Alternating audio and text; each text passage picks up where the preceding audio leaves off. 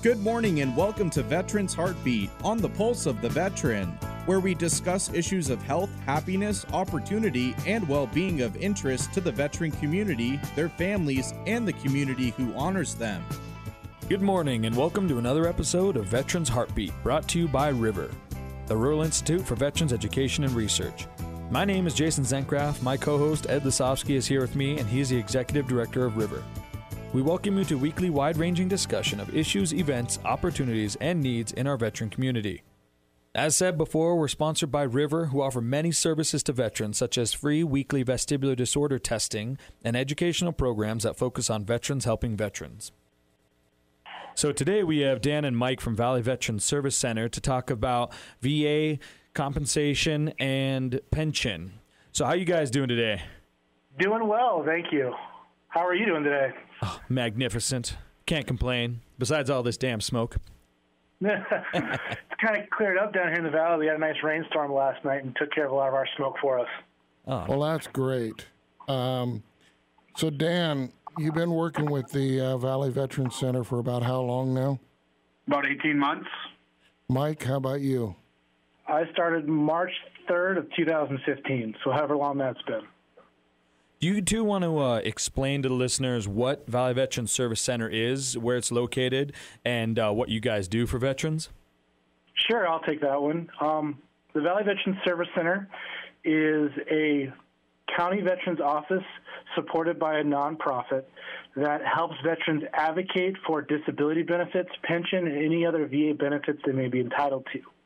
We are the first county veterans service office of its type in Montana, and we are located in Hamilton, Montana. We currently have 2 VSOs working full-time. We have a number of work studies that are with us to help us with intakes and everything like that, and we are servicing about 1,000 veterans currently. I think that's pretty much the basis of what we do and who we are. We're always looking to help people out. We've done everything from help veterans apply for disability benefits, help them enroll in pension. I've even helped a little old lady do her taxes. We're here to serve and to fight for the veterans. So you've got 1 per 500 veteran service officers in the Valley Veterans Office. What is the norm around the state? Currently, right now, we serve our Valley County. That's our main purpose here. We have about 5,000 veterans here in the Valley County we're supposed to serve. That doesn't include their family members or their dependents. So when we add in just one dependent for every veteran here in the Valley, it comes out to about 10,000 people that we are supposed to be serving. We also, like I said, there's 2 full-time VSOs here in the office, and we're training a 3rd one currently. So we'll have 3 up and running here hopefully very soon. The other part of it is there's only 23 other veteran service officers within the state of Montana. They work for Montana Veterans Affairs Division. There's 92,000 veterans in Montana currently being served by 23 veteran service officers in Montana.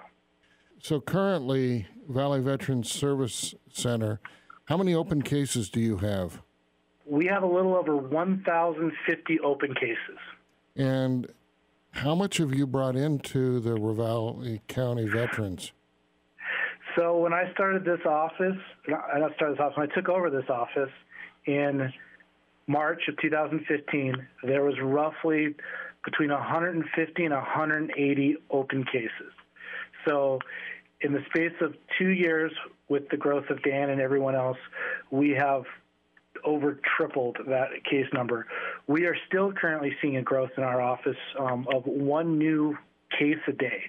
So that means we have 1 new veteran coming into our office every day that has never been in the VA system. But the number that I was looking for was, I had heard you talking, you brought in a lot of money for the veterans in the area. Can you explain that? Yes, actually, I just got a very interesting report from my buddy in Wisconsin.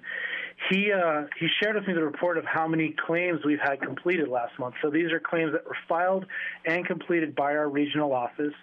Last month, we submitted 129 claims to the VA for a total amount of $187,000 in increase last month, and a total of $1,539,000 year to date.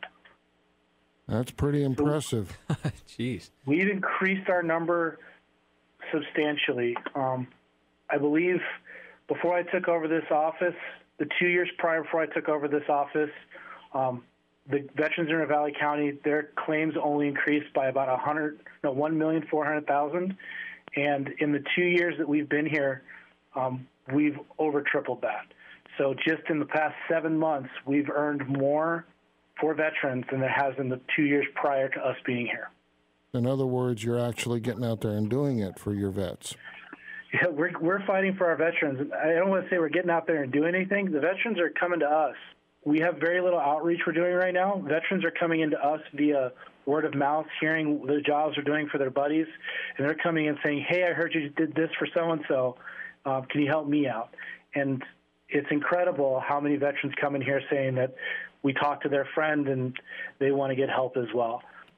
So another thing that we've been working on is a pilot program that we just formalized in an agreement with the Valley Veterans Association, in where you guys are going to be doing claim work for our clients and our students. Is that correct? That is correct. Our board president just signed that agreement last week. It'll go into effect September 1st. So we'll have a VSO from the Valley Veterans Association working on our claims for veterans in the Missoula area. What will be available is we will be on call to help you guys apply for claims or any of your clients that come in. So you guys can send that work directly to us so that we can have it done professionally, efficiently, and effectively to make sure that veterans are being taken care of and getting the quality of care they deserve. Well, part of that agreement is that our medical directors will help you with the medical evidence that you need. Yes. So there's been a lot of changes with the VA. One big thing that people don't realize is there are these disability benefit questionnaires, DBQs. A lot of veterans that have already done the claims process will know what a C&P exam is or a comp-pen exam. The DBQs are designed to take the place of those comp-pen exams. So instead of a veteran having to go to some random doctor for the first time and tell them all of these issues, the veteran can go to their own doctor or a doctor they trust and have a disability benefit questionnaire done for whatever condition and then submit that with their claim to the VA. The VA likes those because it helps speed up what they have to do. It doesn't cost the VA extra money to send the veteran out for a doctor's appointment they may have already had completed. So partnering with River and getting those doctors in place where we can send veterans back and forth to do medical evaluations with DBQs and that they can send it back to us to get the paperwork submitted effectively and quickly is going to be a huge step for the veterans in the state of Montana.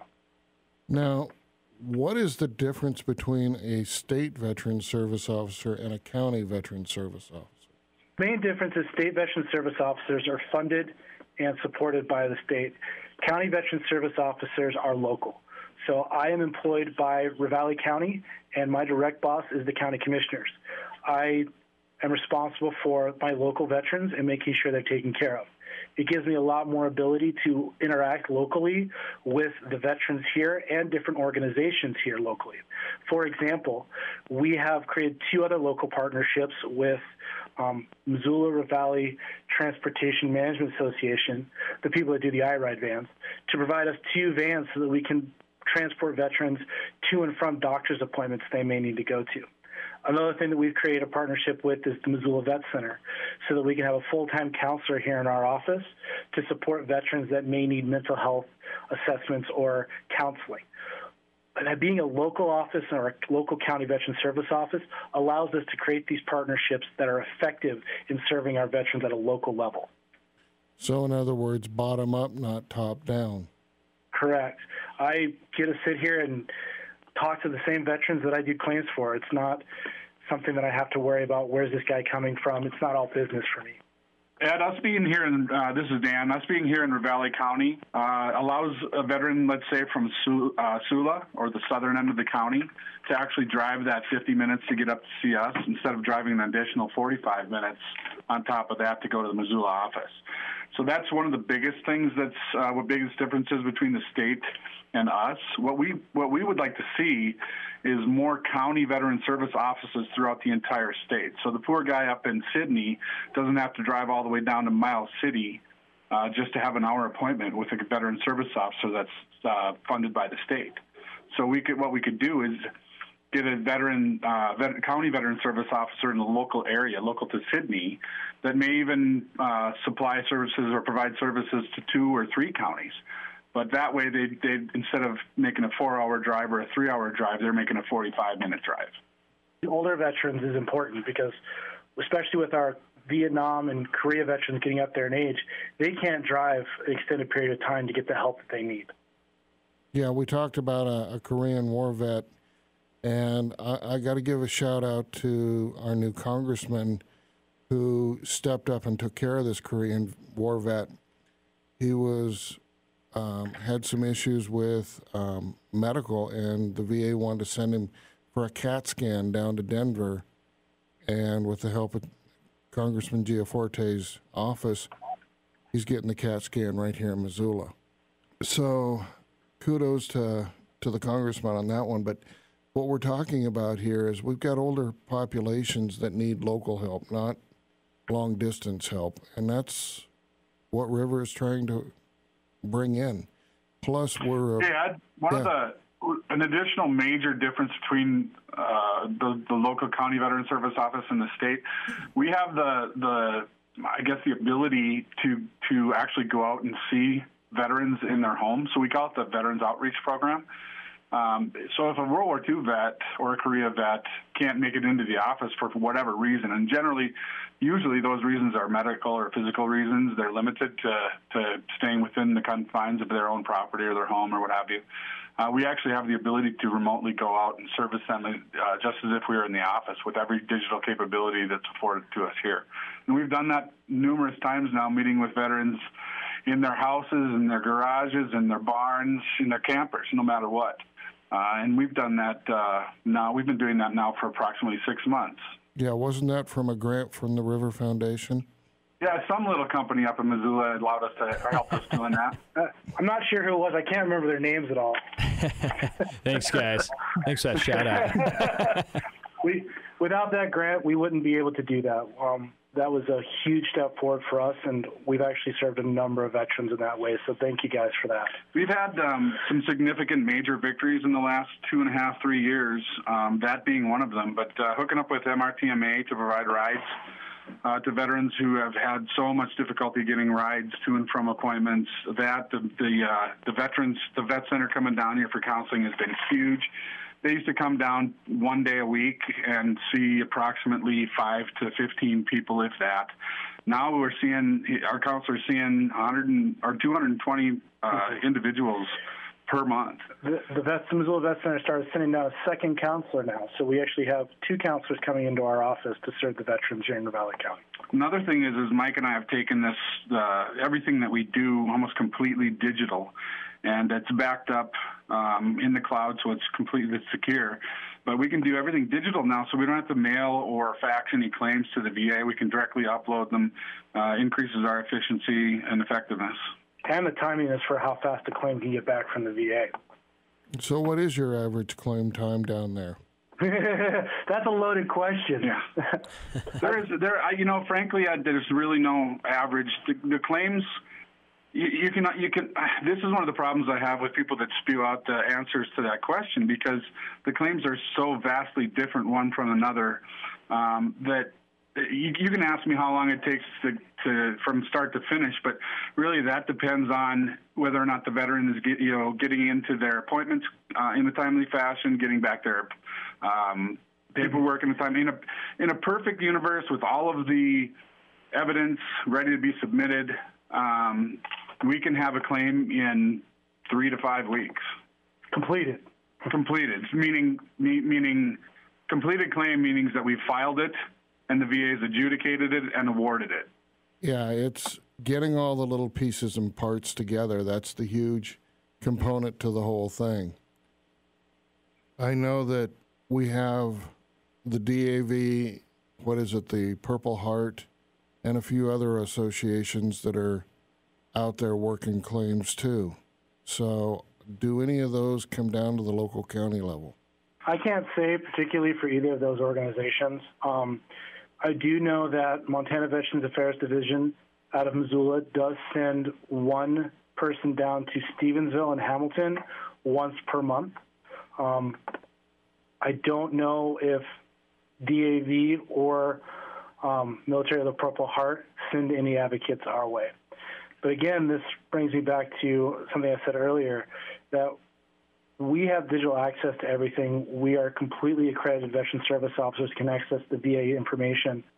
We are a one-stop shop to serve veterans here in Ravalli County. If someone wants to get a claim done in a professional manner, meeting with us is the best option. So let's talk about the claims process for a few minutes here. One of the issues that I hear over and over, and I want to strangle some of the veterans out there, is they don't want to take away from somebody else that could need that money, and so they don't submit a claim. For those veterans that say that, you're actually doing the exact opposite. So by not enrolling in the VA healthcare system or not applying for benefits, you're actually not putting yourself in as a number. So if I can have a little leeway with this and explain this. For the VA healthcare system, one of the problems they're seeing with VA healthcare is that there's not enough money in the program to support the doctors and everything that's needed. The reason that is because people never enrolled in the VA healthcare system, and now there's a large number of people enrolling, and Congress never planned for it. So if they would have enrolled sooner or put that number in there, that number would have increased, and there would have been more money adjudicated or advocated toward medical care. Same thing with comp and pension benefits. The reason that there's so many claims a couple of years ago that was behind was because people never applied for these benefits until way late in life.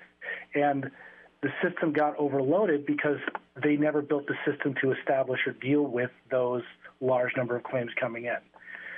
Veterans need to understand these are benefits they are entitled to, that they earn through their military service. You join the Marine Corps or military as a young veteran or as a young soldier, whatever it may be, and you got broke while in the military.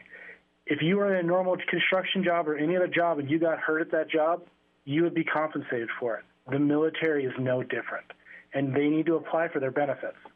Another issue that we have been harping on here at Veterans Heartbeat is we have, according to the VA's public affairs officer, approximately 28,000 veterans eligible for care that are not enrolled.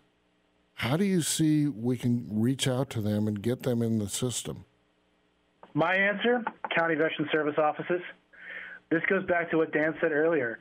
You have veterans that live in Montana that have to drive 8 hours to get to see somebody for care. If we had a county veteran service office located in every county in the state of Montana where a veteran didn't have to drive over 1 hour to get service, you would see those numbers increase within 1 year. I would be willing to bet they would probably double within 1 year. So my answer for a lot of those questions of why veterans aren't seeking service is lack of support. We need more veteran service officers. In my opinion, that means county veteran service officers in the state of Montana at the local level supporting our veterans. Is it expensive for Ravalli County to support your organization? Our office is actually kind of unique in that way. We are funded through one mill levy through Ravalli County, which comes out to $85,000 a year. That supports everything within our office. We do go out and get some grants to help launch more things like getting our technology upgraded, projectors, things like that. And that is very little money to operate this office. Don't get me wrong. Ideally, to run an office of our size, which would include 3 veteran service officers and a secretary, we would want somewhere between $200,000 for an entire fiscal year to comfortably run this kind of an office. Now, for Valley County, that means 3 mill levies. Could other counties copy us and do the exact same thing? Yes, very easily. We are not a unique program. If you look at any other states on the eastern side of the Mississippi, they all have county veteran service offices in every county, and they succeed and do a very good job in servicing their veterans. Montana needs to do the same thing. We need to transition away from a state-run program to a county-run program that is supported by the state. That brings up another interesting question. I mean, I've looked at the maps, I know the statistics, and I can quote them inside and out. The eastern side of the state, they have very few veterans. Would it make sense for a county to partner with another county, or how would that work? Yes, it actually makes perfect sense, Ed.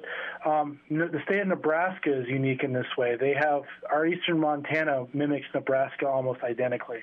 So what Nebraska does is they have 2 or 3 counties that come together, wherever their major central hub is, whatever city that may be, and they have one county veteran service officer for those 3 counties. This allows all 3 counties to support that one office and have more support for those offices. North Dakota does the same thing as well.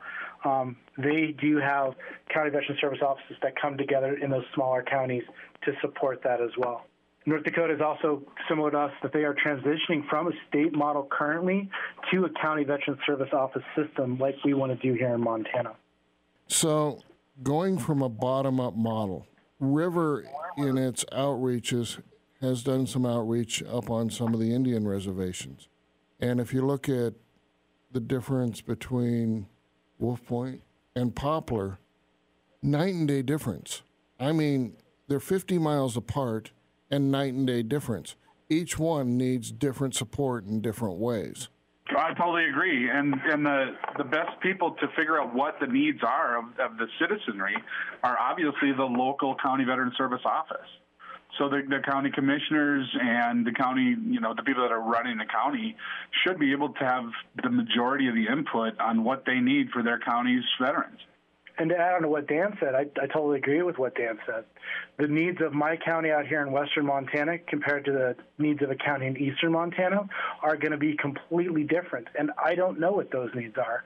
But someone that lives there locally, that interacts with those people at the grocery store, in their community, they're going to know what those veterans need, and they're going to know what services need to be provided to support those veterans. Case in point, we've got a local VA clinic here. It's called a community-based outpatient clinic. Really what it is a vet might go in there and have a telehealth meeting with a veteran or with a doctor that's maybe 2 states away. So they provide counseling that way, mental health counseling, but they also provide medical services that way too, in the way of like visual exams, that kind of thing. Well, we can support the community-based outpatient clinic because we know how to deal with them, but we also know how to deal with the Veterans Choice program, because a lot of our veterans, the majority of our veterans, are enrolled in the Veterans Choice program because we're so far away from the CBOC in Missoula and Fort Harrison, the medical center in Fort Harrison. So somebody up in Fort Harrison is going to know, or they're going to be providing services to their local vets in a completely different way, for sure medically, than we are down here. Well, that wraps it up for this morning. It's been really interesting and enlightening to see a successful bottom-up program functioning for the veterans of Ravalli County. Thanks, guys, and great show this morning. I really appreciate the work that you're doing, and I appreciate the help and support you've been giving River. Oh, and thank you, Ed. We're glad to help. Excellent. Well, thank you very much for listening to Veterans Heartbeat. We'd not be able to bring it to you without all the support of the listeners. Thank you to our main sponsor, River, the Rural Institute for Veterans Education and Research. They have an array of services such as veterans-focused education, a free vestibular disorder clinic, and many more services. Check them out on Facebook or on the web at riverofchange.org. Lastly, we would like to show our appreciation to all of our veterans. Thank you for serving our country and keeping it safe.